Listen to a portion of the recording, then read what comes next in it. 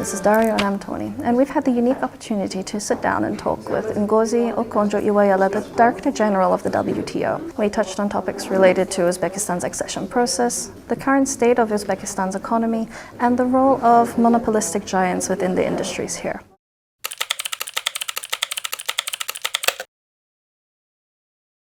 I was here in 2010 when I was Managing Director of the World Bank, and I've seen a lot of very good changes, so congratulations to the country. With respect to your question, the experience that countries that have joined the WTO have had does not accord with the description that you've just made of saying that countries have found that they didn't benefit from joining the WTO. We've had quite the opposite reaction. For example, Kazakhstan, that joined in 2015, feel that they've significantly benefited with increases in trade, increases in GDP growth. Actually, the study we've done, we found that members who have acceded to the WTO recently, in the last, let's say, a couple of decades since the WTO was formalized in 1994, that their rate of growth has been 1.5 percentage points higher than it would have been had they not joined the WTO. So they feel that they are benefiting from the WTO. We see evidence that they're experiencing higher GDP growth rates. Now, joining the WTO brings a lot of benefits, but a country has to make an effort to seize the opportunities that are opened up. Members of the WTO cover 98% of world trade.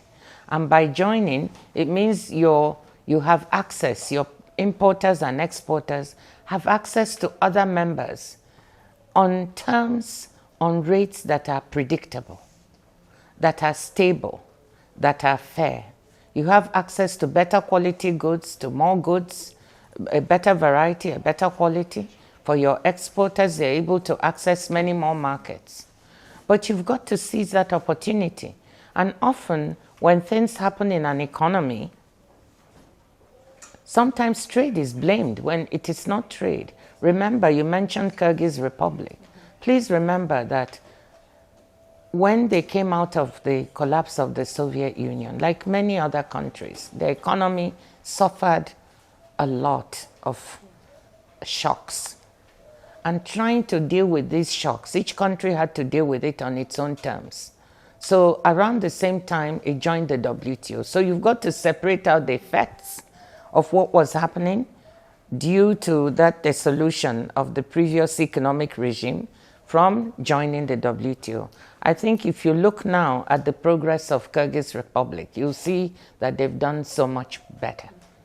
So we hope that for Uzbekistan, this is going to be the case. And I have every confidence when I look at the economic fundamentals of this country, that if macroeconomic management continues the way it's being done now, joining the WTO will be a net benefit.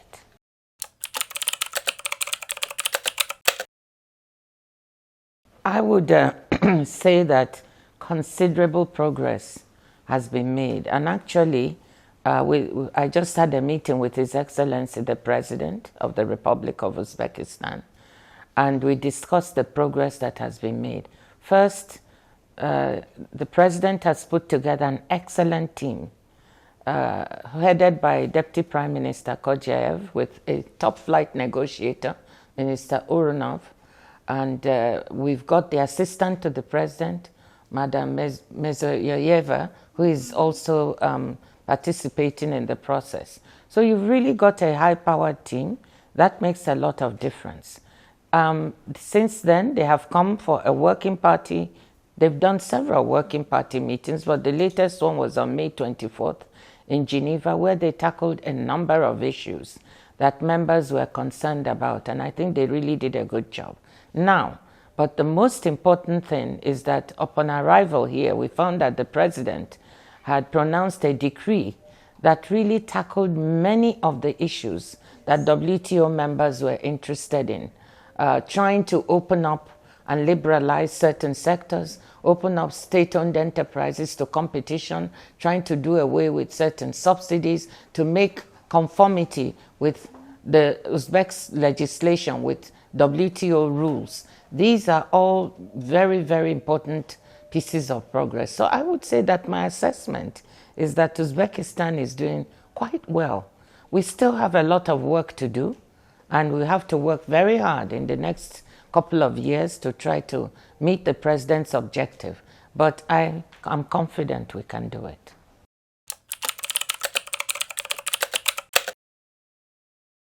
Well, let me say this, that in the last few years, since President Medvedev has come to power, we have seen a large number of reforms. The exchange rate being made convertible, the economy being opened up, sectors being opened up, state-owned enterprises being reformed. Not all the work is done yet, but there's a move in the right direction. And I would say that the economy, looking at the numbers, is performing really well. Forecasts for economic GDP growth in the next 2-3 years are around the 5% plus neighborhood. And, global economic growth is forecast to be around 3%. So this economy is performing at least a couple of percentage points or more above the global economy. So it's doing rather well. You look at the other economic fundamentals. Inflation is coming down from the double digits it's now in the high single digits, but it's on its way down. The reserves are in a stronger position than they were. And both the current account and fiscal deficit are manageable, are in good neighborhoods. So I think that macroeconomic management is in good shape, but we need not be complacent. There is a need to continue the strong management of the economy if trade is to yield the benefits. So in order to get the benefits from trade, you also need to have a strong economy. Otherwise, it won't work. So that's where we are. The amount of work being done to keep the economy moving steadily is good.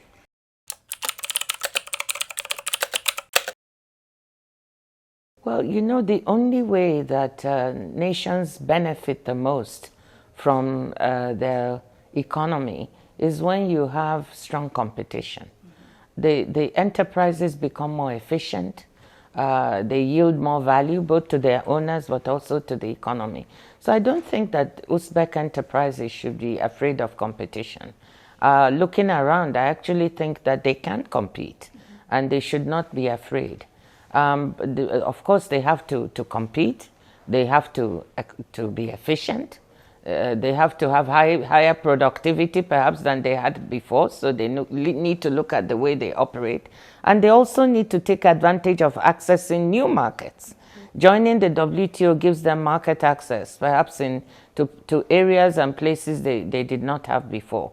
So they need to explore those new markets. They have the reach to be able to get equipment and intermediate goods at prices perhaps better than they got them before. And there are areas of comparative advantage and new industries that will open up. This economy, when it joins the WTO, will have great advantages to be able to develop the digital economy and to trade in digitally delivered services, which is worth $4.25 trillion. And last year, 2022, Uzbekistan sold $1.7 billion worth of digitally delivered services. This 2023 is down to $1 billion, but that's still significant. That's one area where, the Uzbek enterprises can compete. You've also got critical minerals and critical raw materials, the ability to produce green hydrogen. You have a green comparative advantage, what we call a green comparative advantage at WTO, and you must exploit it and be able to access markets. So they do not need to be afraid. And the middle corridor coming through too. The middle corridor, of course, being a landlocked country, the investments that are being made to improve infrastructure and linkages to the middle corridor should make Uzbekistan a land-linked country and not a landlocked country. So once it becomes better land-linked, it will also be more competitive in terms of the logistics.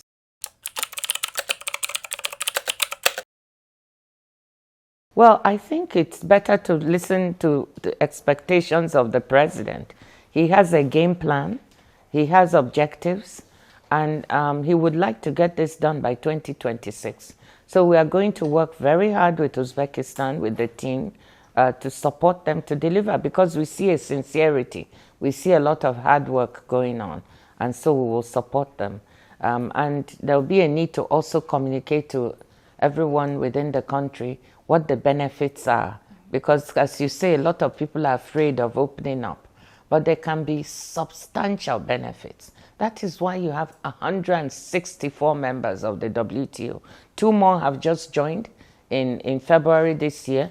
So now we are going to be 166, and we have 22 members in the queue waiting to join. It takes a lot of hard work to join the WTO, a lot of reforms. 22 are waiting to join. So if it was not beneficial, why would 166 members be in the organization? Why would 22 be working so hard to join? So that's the question you need to ask. Obviously, the benefits must outweigh the costs.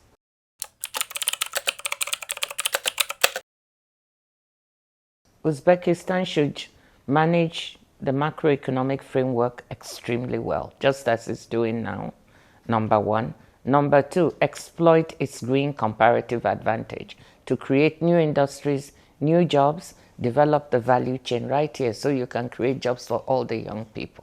Let's keep an eye out on 2026. Let's see if Uzbekistan manages to reach its accession goals.